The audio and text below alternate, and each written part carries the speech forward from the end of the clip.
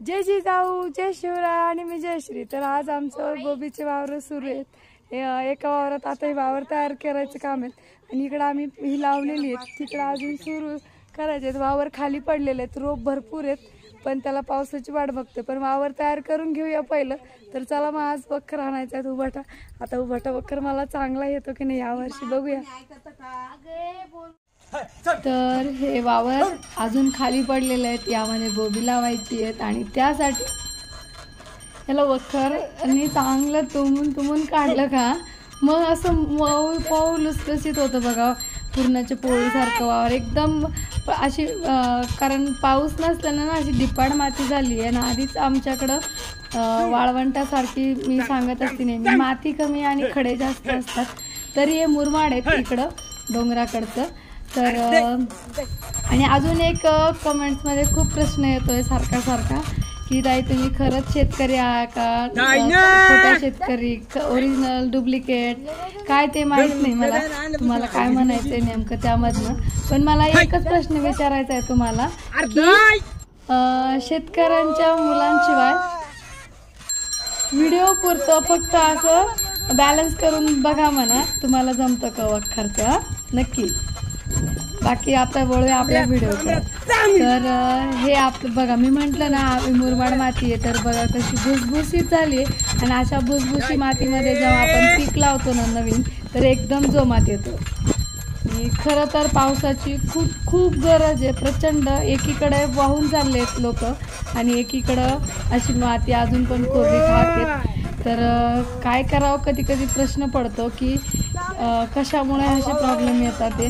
आणि जेव्हा आता एक तरी नदीला पाणी गेलं ना आमच्या, म्हणजे पुढचे प्रॉब्लेम आमचे ऑटोमॅटिक सॉल्व्ह होतील।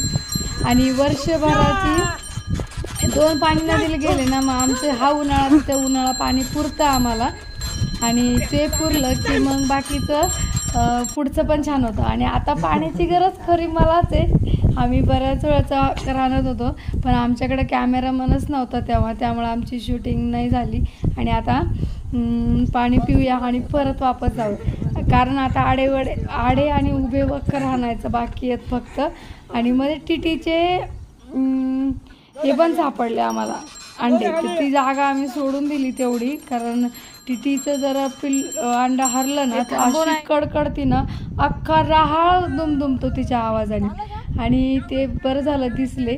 आता बैल पण थकलेत, आता बैलांना पण सुट्टी द्यायची आहे, कारण काम आमचं आवरलेलंच। फक्त हे कडीला ना इतकं गवत उगतं आणि निब्बर पण जागा असते जाऊन येऊन। आता उन्हाळा असल्यामुळं काय झालं होतं, इकडनं जाणं येणं राहायचं, त्यामुळं इकडनं अजून 1-2 आणलं की मग होऊन जाईल। तर आमच्या वातावरणामध्ये अजून काही बदल जास्तीचं झालेलं नाही आहे। तुम्हाला दिसतोय की डोंगरांना अजून पाण्याची आवश्यकता आहे। आणि तुम्ही कुठून बघतात आणि तुमच्या लागवडी सगळ्या आटोपल्या की नाही ते आम्हाला सांगा। आमच्याकडं भाजीपालाच पिकवला जातो, कपाशी मूग असे ठोक पीक आहे ते काही होत नाही। याचं मूळ कारण म्हणजे जमिनी कमी आणि मार्केट जवळ आहे आम्हाला, त्यामुळं भाजीपाला आम्हाला परवडतो।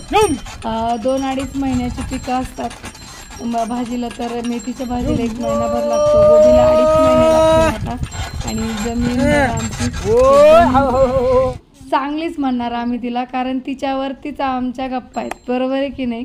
खराब जमीन किंवा खूप भारी जमीन असून फायदा नसतो, आपल्या मनगटात बळ असावं लागतं ती कसण्यासाठी, आणि ती मग देतीच। जेव्हा आपण मेहनत करतो, घाम गाळतो त्या मातीमध्ये, त्यातून उत्पन्न एवढं छान येतं की सगळ्यांना प्रश्न पडतो की शेतकरी असे राहतात का बरं राहू नये। शेतकरी कसून मेहनत करतो आणि त्यानंतर भरभरून पिकं पण येतं। फक्त आमचं प्रॉब्लेम येतो कुठं, जेव्हा मार्केट साथ देत नाही, कधी निसर्ग साथ देत नाही, अशा वेळेस आम्ही अडचणीत येतो। नाहीतर आम्ही आमच्या जमिनीवर कधीच रडत नाही, एकदम आनंदात सुखात आमचं काम चालू ठेवतो। तर अशा पद्धतीने आम्ही आमचा उभाटा वखर हाणून वावर रेडी केलेत। अशी अपेक्षा आहेत की आज भरपूर पाऊस येईल, मग आम्ही लगेच आमचा अशी गोबी तिकडं पण लावून घेऊया त्या वावराकडं। आणि रोप त्याच्यासाठी तयार आहेत बघा, हे इकडं दिसलं, हे रोप रेडीच आहे. फक्त पावसाची वाट पाहण्यासाठी थांबलोत आम्ही. एकदा पाऊस पडला की हे रोप चिटकून द्यायचं तिथं. मस्त वावर तयार करून ठेवलं, एकदम मऊ मऊ असं नरम पुरणाच्या पोळीसारखं. आता त्याच्यात फक्त आणि फक्त पाऊस आला की आमचं रोप शेतात. तर आजचा व्हिडिओ इथं थांबूया, परत भेटूया नवीन व्हिडिओ सोबत. तोपर्यंत राधे राधे.